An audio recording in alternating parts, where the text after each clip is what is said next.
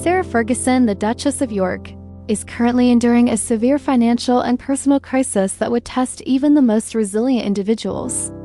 Recent reports have exposed a huge pile of debts and a struggling business, all while she faces the prospect of leaving her long-time home at Royal Lodge. Picture the immense pressure of dealing with hundreds of thousands of pounds in unpaid bills just as the crown itself threatens to take away the roof over your head. Hello everyone, and thank you for joining us today as we explore a story of strength, royal obligations, and the tough realities of life on the edges of the British monarchy.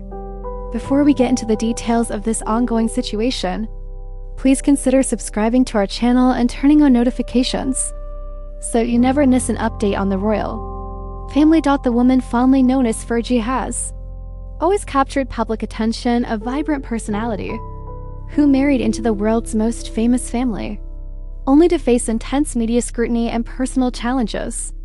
Now 66, an age when many people anticipate a peaceful retirement and time with grandchildren, Sarah Ferguson is instead confronting a fresh wave of professional and private setbacks that have left those close to her saying she is in a very difficult position. At the heart of this latest turmoil are the stark figures filed with Companies House, which reveal the fragile state of her private business.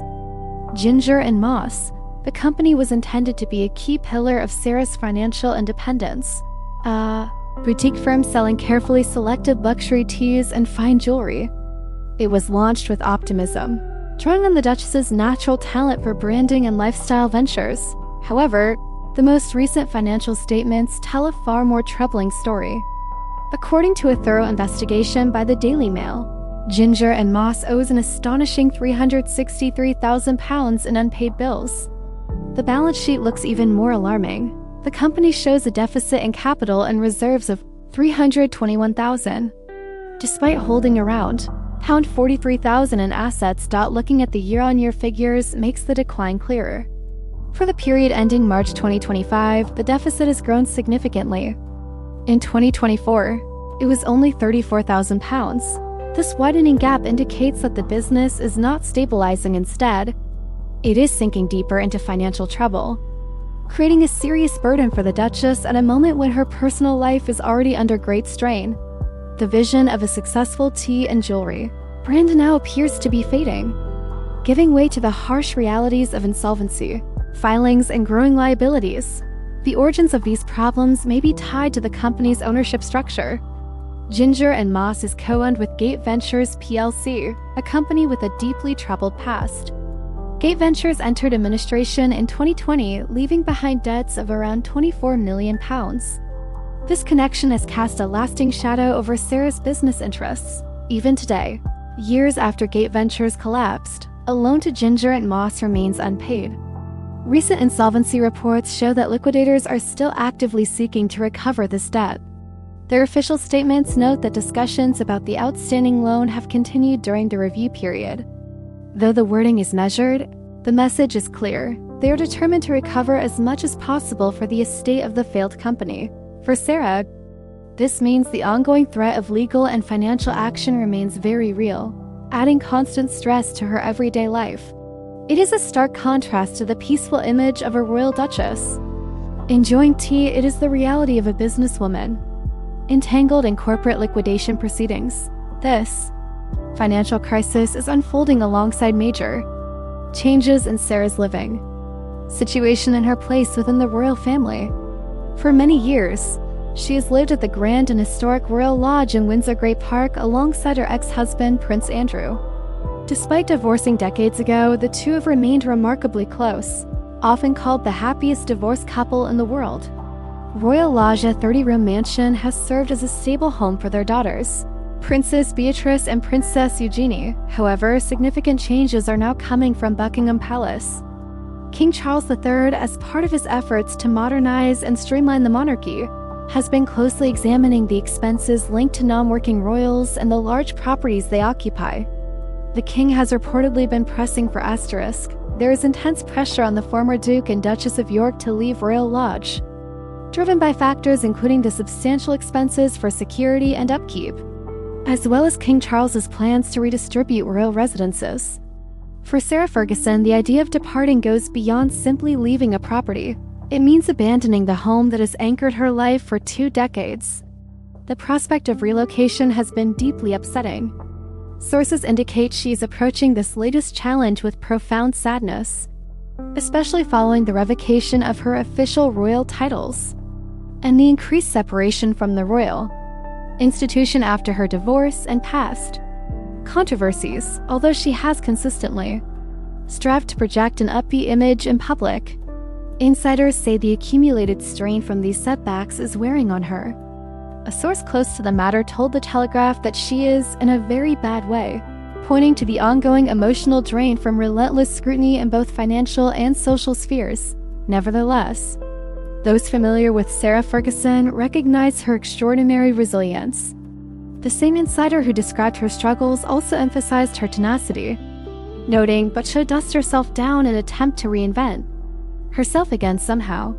This resilience has defined much of her life. She has navigated the pinnacles of royal privilege and the depths of public criticism, yet repeatedly bounced back through successful children's books, her ambassadorship for Weight Watchers, or various television and media ventures, transforming setbacks into fresh starts. However, attempting a comeback at age 66 presents unique difficulties compared to earlier decades.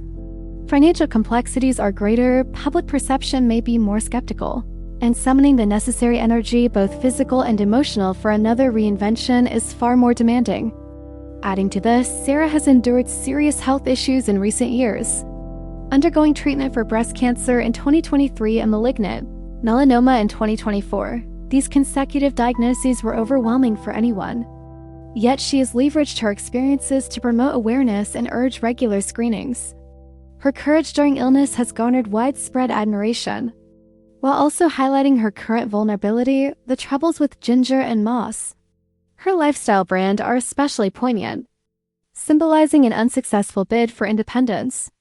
Often criticized for depending on royal connections or affluent associates, this venture was intended as her independent achievement.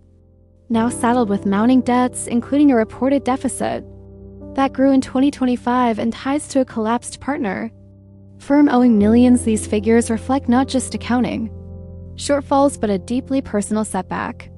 They prompt scrutiny of the guidance she followed and the feasibility of targeting a premium market amid broader economic pressures. Perhaps the niche for luxury teas and jewelry linked to royal branding proved overly specialized or oversaturated. Beyond the numbers lies the broader story of a woman striving to sustain a certain standard of living and heritage that no longer aligns with her financial circumstances. Liquidators have expressed optimism about recovering funds from Ginger and Moss, which could mean Sarah personally covering outstanding amounts or facing the company's closure. Yet another public humiliation. The Royal Lodge situation intensifies these financial pressures. Should Sarah and her ex-husband be required to downsize to a smaller residence? Rumors have circulated about options like properties in Windsor, though not specifically Frogmore Cottage in recent reports. The move would serve as a tangible symbol of their diminished standing. While any alternative would hardly be modest, it represents a clear downgrade from Royal Lodge's scale. For Sarah, who has long worked to keep the York family central to royal circles, such a relocation would signify deeper exclusion. Her daughters, Princesses Beatrice and Eugenie, both accomplished in their own professional and family lives, remain steadfastly supportive of their mother. They have supported her through triumphs and crises, and this period is among the toughest. The families shared challenges, including ongoing controversies surrounding their father and their mother's instability, will undoubtedly resonate across the household.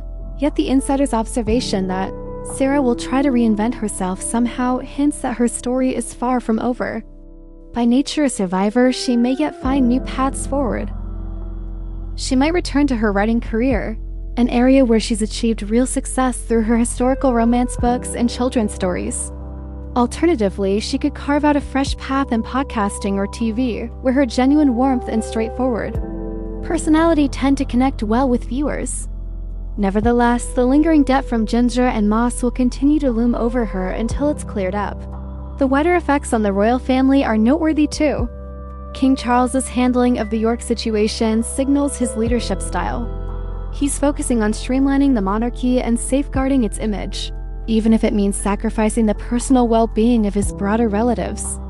Although this could be essential for the monarchy's future endurance, it fosters a tough atmosphere.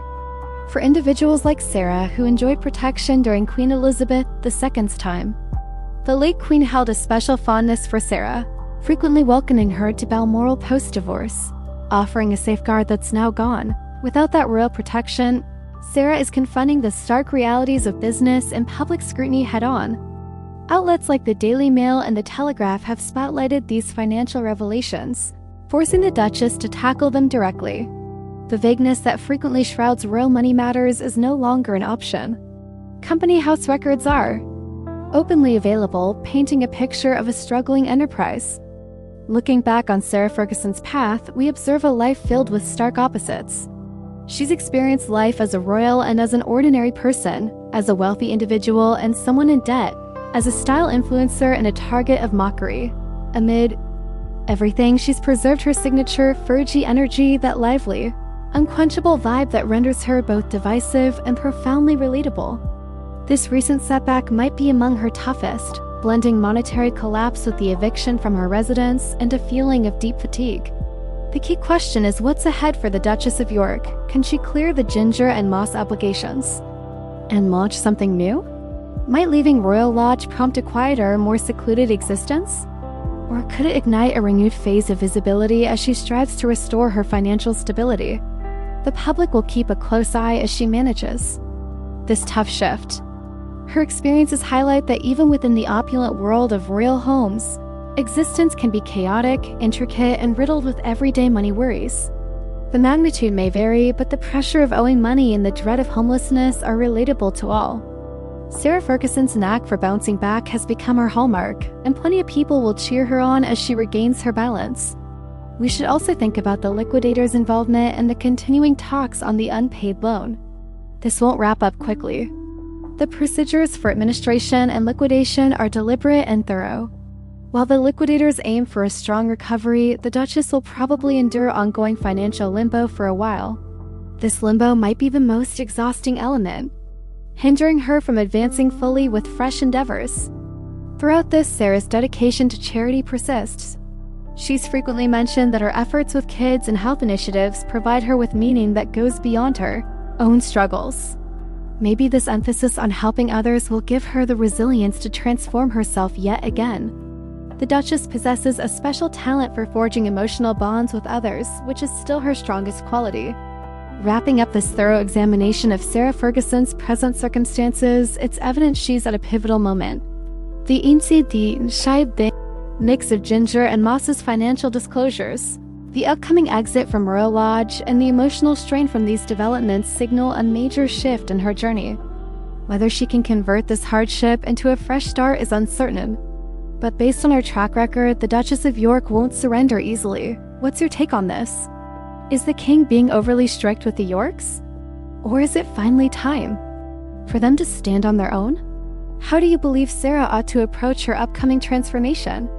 We'd enjoy reading your views in the comments below. Your thoughts and conversations are what keep this community lively. If this video struck you as helpful and captivating, please like it and pass it along to those curious about royal news. It supports our channel's expansion and lets us keep delivering detailed reports on important dailies. Thanks for joining us today. We recognize there are countless sources for news, and we genuinely value your support for our channel. Keep an eye out for further developments as this narrative progresses. We will be asterisk here to deliver the most up-to-date facts, in-depth analysis, and revealing insights into Turmoil the King news. Before you leave, be sure to explore our other videos covering the royals, where we dive into topics ranging from the king's health to the prospects of the younger generation. The monarchy always has fresh stories waiting to be uncovered. Thank you again for tuning in. We wish you a fantastic day and can't wait to welcome you back for our next video. Take care and goodbye for now, as we delve deeper into the financial troubles surrounding Ginger and Moss. It's essential to place them within the wider context of Sarah Ferguson's entrepreneurial past. This isn't the first time the Duchess of York has faced serious money problems. In the early 1990s, after separating from Prince Andrew,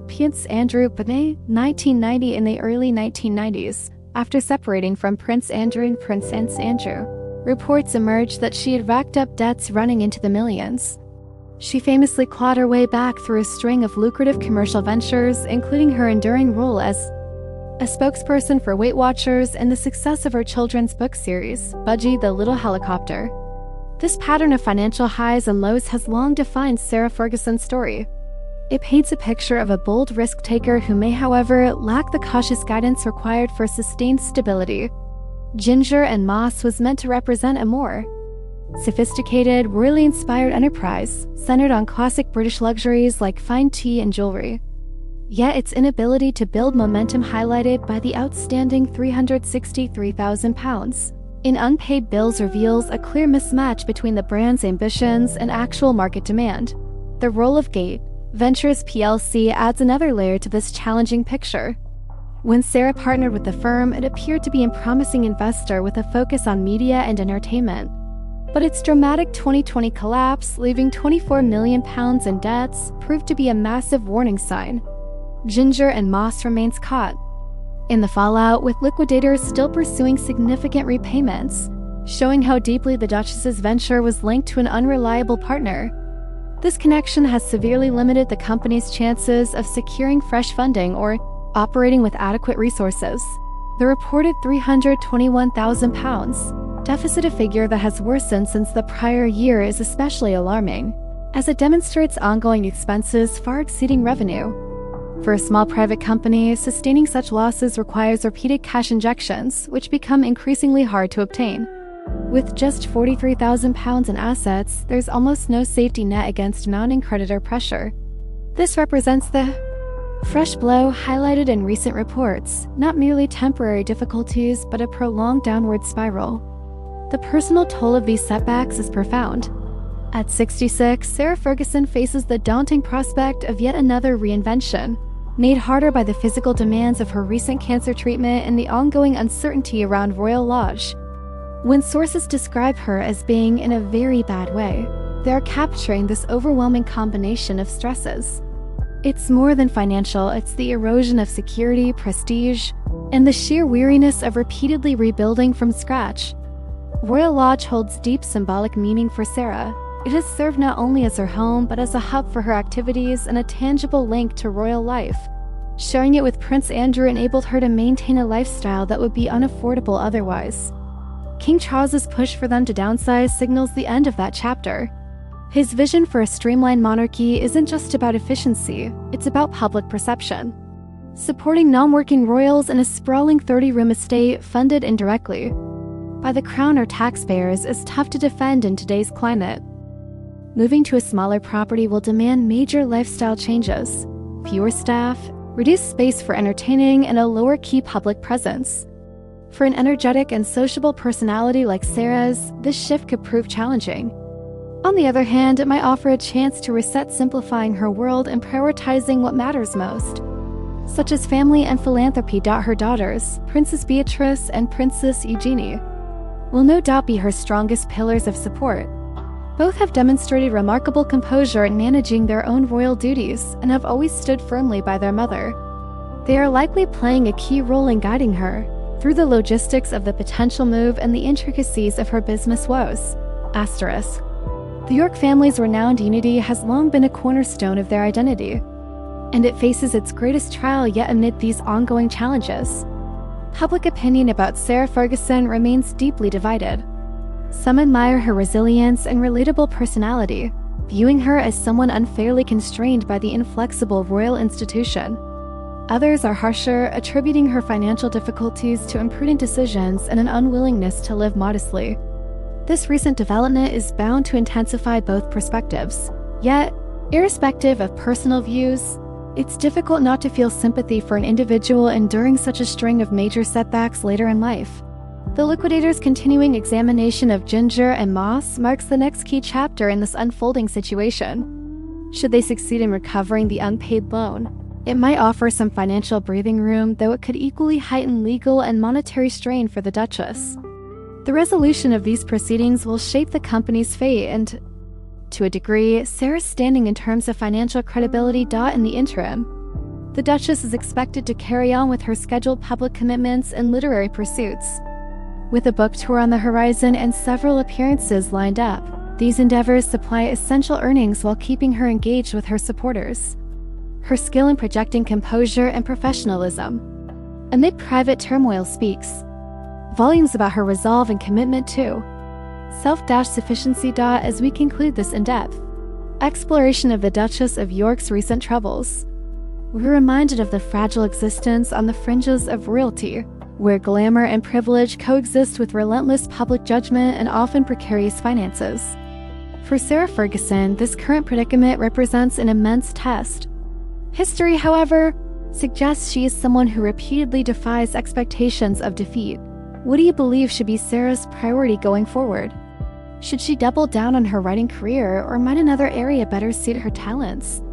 And regarding Royal Lodge, should the king permit her and Prince Andrew to remain, or is he justified in pushing for relocation? We'd love to hear your opinions in the comments.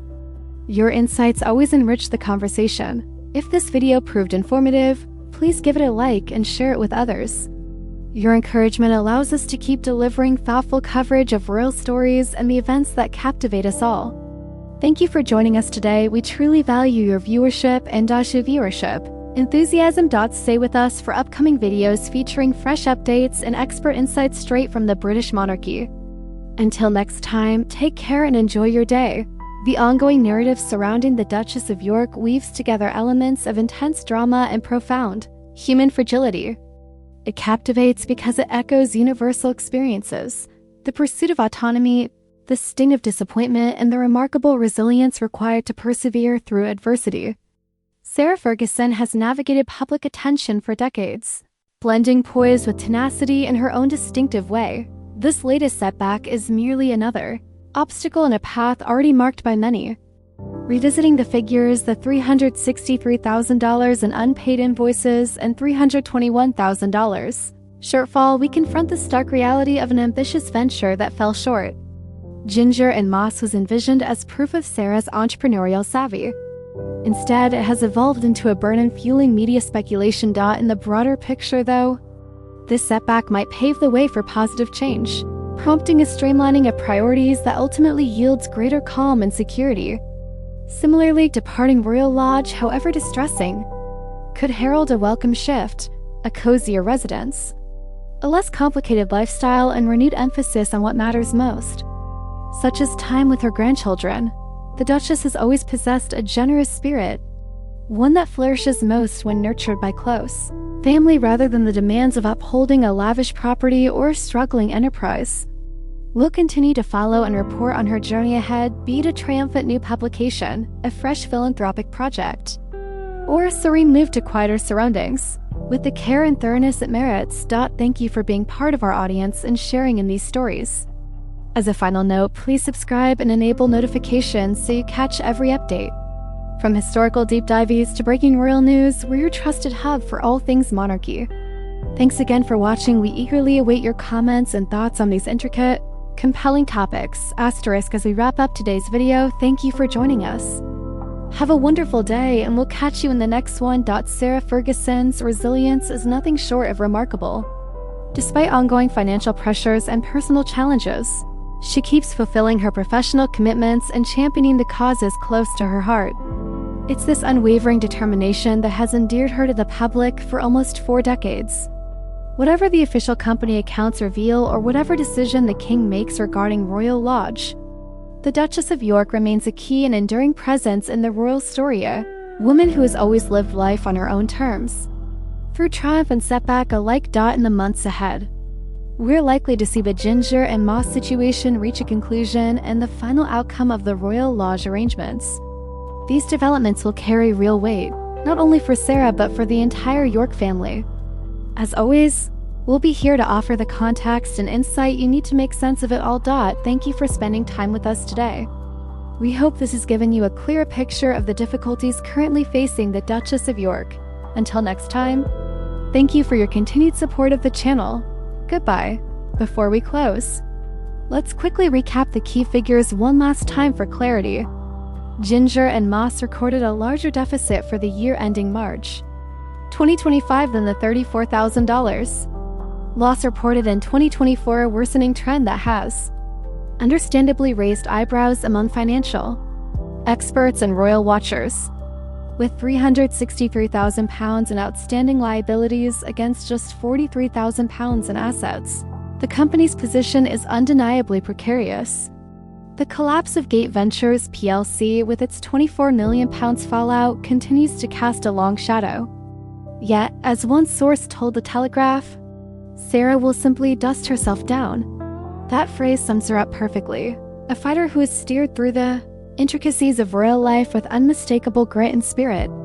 Whatever lies ahead, she will meet it with her trademark vitality and resolve to fully appreciate the stakes surrounding Royal Lodge. It helps to remember the property's rich history. A jewel of the Windsor estate for centuries, it was the beloved home of the Queen Mother, its expansive gardens and elegant rooms playing host to countless royal occasions. For Prince Andrew, who took on a 75-year lease in 2003, for Prince Andrew, who took on a 75-year lease in 2003, it stands as his final tangible link to full royal status. But the lease carries strict conditions, chiefly the responsibility to keep the house in excellent condition. Recent reports suggest major repairs are needed, potentially costing up to £7 million. Should Andrew be unable to fund them, he could breach the terms, handing the king a clear legal route to reclaim the property. For Sarah, who is not named on the lease, it has poured her own resources into turning it into a true home. This creates yet another painful complication.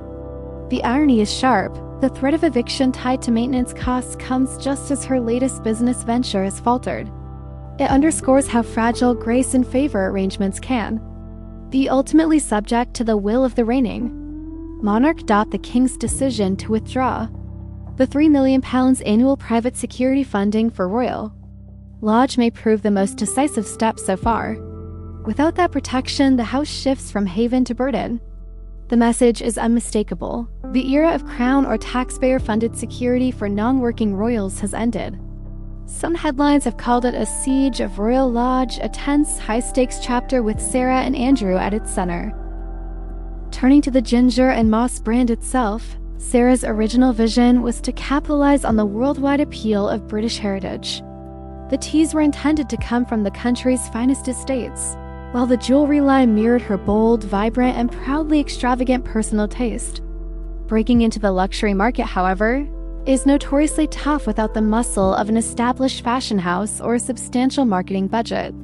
The venture's inability to turn a profit suggests that the Fergie name alone couldn't defy the tough economic climate following the pandemic. The partnership with Gate Ventures plc proved a costly misstep. When celebrity-backed enterprises tie themselves to unstable investment firms, the outcome is often catastrophic. The liquidator's pursuit of the unpaid loan serves as a stark reminder. In high finance, royal status offers no special protection. Sarah is being held to account like any other entrepreneur, and the spotlight is unrelenting. Through it all, her daughters Princess Beatrice and Princess Eugenie have been her steadfast support. They frequently appear alongside her at public engagements, offering a powerful image of family solidarity. Beatrice, in particular, has stepped into a more visible role within the royal fold in recent years. Beatrice has frequently served as a mediator, helping to connect the Yorks with the broader royal family.